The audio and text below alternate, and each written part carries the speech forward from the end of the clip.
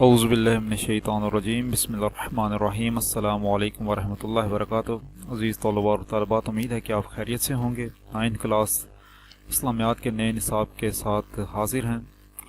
پہلے باب کا دوسرا جز ہم نے پڑھنا ہے۔ آج ہمارا دوسرا لیکچر ہے، ٹھیک ہے جی، تعارف قرآن مجید، قرآن مجید کی تدوین اور اس کی حفاظت۔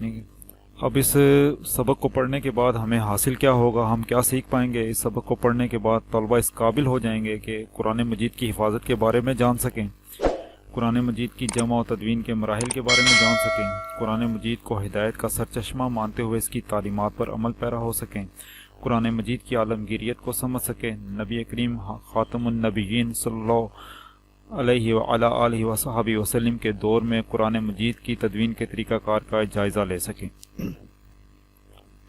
بات دیکھیے جی کہ لفظ قرآن قرأت سے ہے، ٹھیک ہے جی۔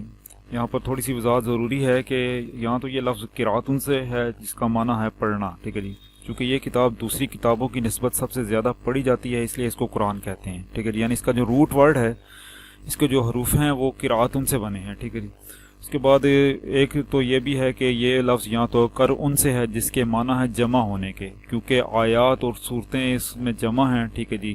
تمام علوم کو اس میں جمع کر دیا گیا ہے، مختلف رنگ، نسل، لباس کے لوگ اس میں جمع ہیں، یعنی ایک ہی طرز پر پڑھتے ہیں، ایک ہی لہجے میں پڑھتے ہیں، ٹھیک ہے جی۔ اس لیے اس کو قرآن کہا جاتا ہے کہ یہ جمع کر دیا گیا ہے، ٹھیک ہے جی۔ اور تیسری یہ کہ اس کو یہاں تو قرن سے بنا ہے کہ جس کا معنی ہے ملنا اور ساتھ رہنا کے، کیونکہ یہ ہر وقت اپنے پڑھنے والوں کے ساتھ ہے، اس لیے اس کو قرآن کہتے ہیں، ٹھیک ہے جی۔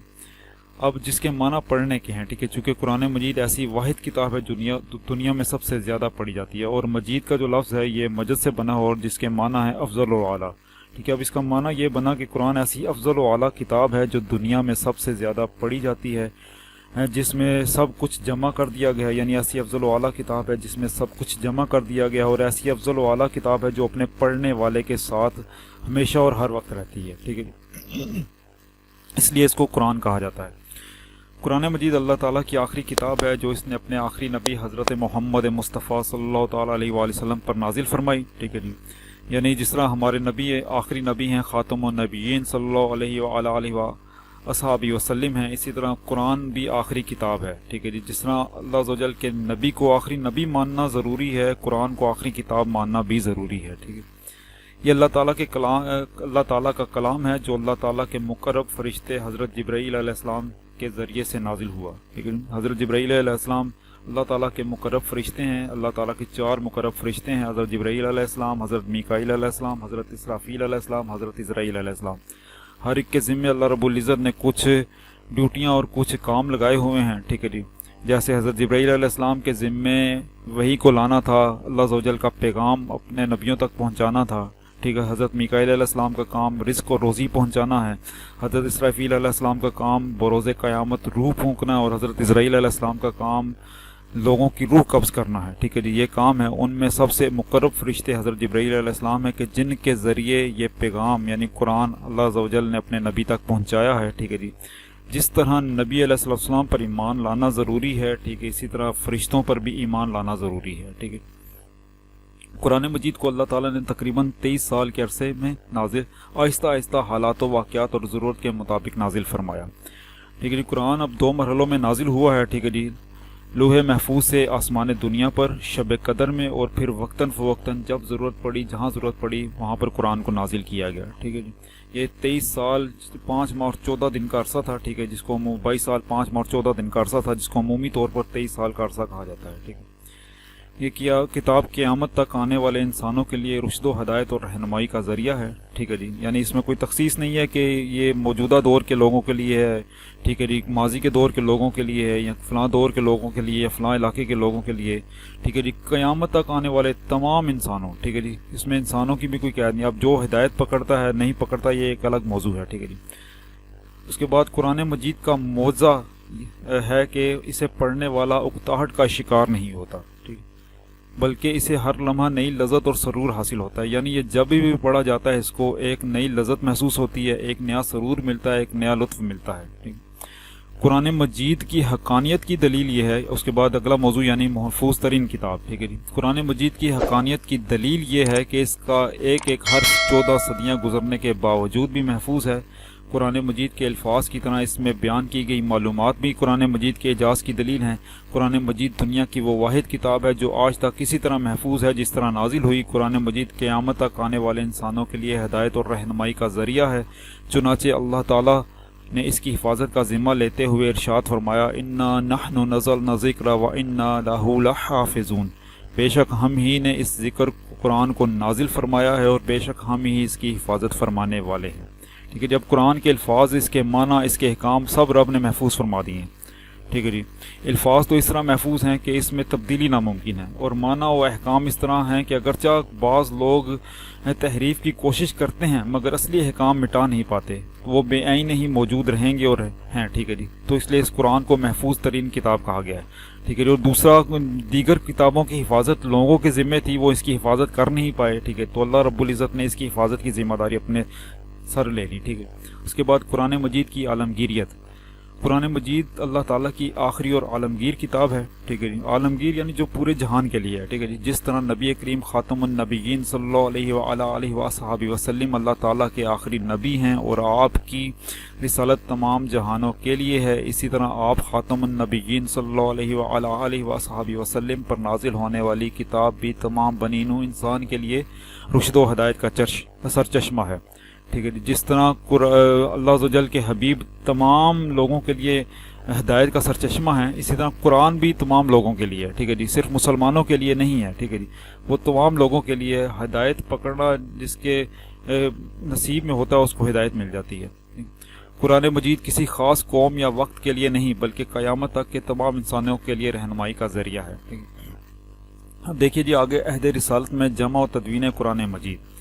نبی کریم خاتم النبیین صلی اللہ علیہ وآلہ وصحبہ وسلم کی حیات طیبہ میں ہی اکثر صحابہ کرام رضی اللہ تعالیٰ عنہم کو قرآن مجید زبانی یاد تھا، یعنی وہ قرآن کے حافظ تھے۔ ٹھیک ہے جی، کئی صحابہ سے متعلق آتا ہے، ان میں سے خصوصاً خلفائے راشدین ہیں۔ ٹھیک ہے جی، پھر کئی اور صحابہ موجود تھے۔ ٹھیک ہے جی، نبی کریم خاتم النبیین صلی اللہ علیہ وآلہ وصحبہ وسلم قرآن مجید کے نزول کے فوراً بعد قرآنی آیات کو لکھوانے کا خصوصی اہتمام فرماتے تھے۔ نبی کریم خاتم النبیین صلی اللہ علیہ وآلہ وصحبہ وسلم کی حیات طیبہ ہی میں مکمل قرآن مجید لکھا جا چکا تھا، یعنی قرآن کا جو ایک لکھائی تھی وہ عہد رسالت ہی میں مکمل ہو چکی تھی۔ ٹھیک ہے جی، عہد رسالت ہی میں قرآن مجید عموماً کن پر لکھا جاتا تھا؟ پتھر کی ان سلوں، چمڑے، کھجور کی چھال اور اونٹ کے شانے کی ایسی ہڈیوں پر لکھا جاتا تھا جو خاص اسی مقصد یعنی لکھنے کے مقصد کے لیے تیار کی جاتی تھی۔ ٹھیک ہے، یوں قرآن مجید عہد نبوی ہی میں مکمل حفظ ہونے کے ساتھ ساتھ مختلف جگہوں پر لکھا ہوا موجود تھا، یعنی کچھ حصے کسی صحابی کے پاس، کچھ حصے کسی صحابی کے پاس، جو کاتبین وحی تھے ان کے پاس یہ محفوظ تھے۔ ٹھیک ہے جی، لکھے ہوئے حصے۔ اس کے علاوہ حفاظ کرام بھی موجود تھے جو قرآن کے حافظ تھے، قرآن جن کو پورا زبانی یاد تھا۔ ٹھیک ہے، عہد صحابہ کرام رضی اللہ تعالیٰ عنہم میں جمع و تدوین قرآن مجید۔ ٹھیک ہے، نبی کریم خاتم النبیین صلی اللہ علیہ وآلہ وصحبہ وسلم کی زندگی میں اگرچہ قرآن مجید مکمل کتابی شکل میں موجود تھا، ٹھیک ہے، تاہم حکومتی سرپرستی میں قرآن مجید کی نشر و اشاعت کا آغاز نہیں ہوا تھا۔ ٹھیک ہے، یعنی باقاعدہ طور پر نشر و اشاعت نہیں ہوئی تھی، محفوظ موجود تھا۔ ٹھیک ہے، لکھا ہوا موجود تھا۔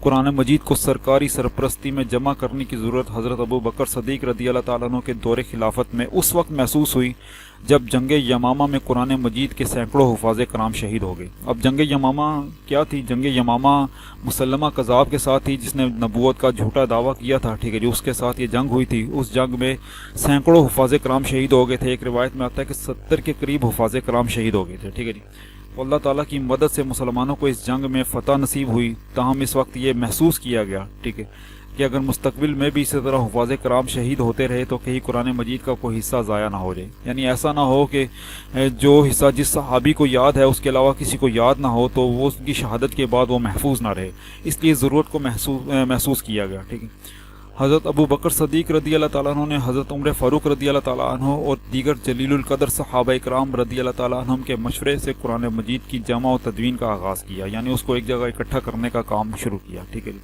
حضرت ابو بکر صدیق رضی اللہ تعالیٰ عنہ نے صحابہ کرام رضی اللہ تعالیٰ عنہ کے مشورے سے مشہور قاری قرآن حضرت زید بن ثابت رضی اللہ تعالیٰ عنہ کو اس عظیم کام کی تکمیل کے لیے منتخب کیا، یعنی اس کام کے لیے جن کا انتخاب کیا گیا کہ انہوں نے صحابہ کرام سے قرآنی نسخے لینے ہیں، ٹھیک، اس کو ایک جگہ جمع کرنا ہے، وہ حضرت زید بن ثابت رضی اللہ تعالیٰ عنہ، ٹھیک ہے جی، اس کام کا ذمہ ان کے سر دیا گیا، ٹھیک ہے جی، یعنی یہ ان کے نصیب میں تھا۔ اس کے بعد حضرت زید بن ثابت رضی اللہ تعالیٰ عنہ عہد رسالت میں وحی کی کتابت کا فریضہ انجام دیا کرتے تھے، یعنی کاتب وحی تھے۔ 40 صحابہ کرام کا ذکر آتا ہے کہ جو کاتب وحی تھے، سرکار علیہ السلام پر جب وحی نازل ہوتی تھی آپ فرماتے تھے تو وہ لکھ لیا کرتے تھے، ٹھیک ہے نہیں، ان میں زید بن ثابت بھی تھے۔ حضرت زید بن ثابت رضی اللہ تعالیٰ عنہ کی سربراہی میں قائم کمیٹی نے مسلسل اور انتہائی محنت سے قرآن مجید کو ایک مصحف کی صورت میں جمع کیا، یعنی ایک کتاب کی شکل میں ایک جگہ پر جمع کیا، ٹھیک ہے جی۔ قرآن مجید کا یہ نسخہ حضرت ابو بکر صدیق رضی اللہ تعالیٰ عنہ کے پاس موجود رہا، ٹھیک ہے جی، یعنی ان کے دور خلافت میں حضرت ابو بکر صدیق نے یہ اپنے پاس نسخہ رکھا، ٹھیک ہے، تاکہ کل کو ضرورت پڑے تو اس کو دیکھا جا سکے، ٹھیک ہے۔ جو آپ رضی اللہ تعالیٰ عنہ کی وفات کے بعد حضرت عمر فاروق رضی اللہ تعالیٰ عنہ کو منتقل ہوا، چونکہ دوسرے خلیفہ رسول ہیں امیر المومنین حضرت عمر فاروق رضی اللہ تعالیٰ عنہ کے پاس یہ نسخہ صدیق اکبر رضی اللہ تعالیٰ عنہ کی وفات کے بعد منتقل ہوا، اور حضرت عمر فاروق رضی اللہ تعالیٰ عنہ کی شہادت کے بعد ام المومنین حضرت حفصہ رضی اللہ تعالیٰ عنہ کی تحویل میں آ گیا، ٹھیک ہے۔ حضرت حفصہ رضی اللہ تعالیٰ عنہ چونکہ حضرت عمر فاروق رضی اللہ تعالیٰ عنہ کی صاحبزادی بھی تھی، ٹھیک ہے جی، ام المومنین بھی تھی، حضرت محمد مصطفیٰ صلی اللہ علیہ وسلم کی زوجہ محترمہ بھی تھیں، ٹھیک ہے جی، اس لیے وہ نسخہ ان کے پاس آ گیا، ٹھیک ہے، جو حضرت زید بن ثابت رضی اللہ تعالیٰ عنہ کی سرپرستی میں، ٹھیک ہے جی، ایک جگہ پر محفوظ کیا گیا۔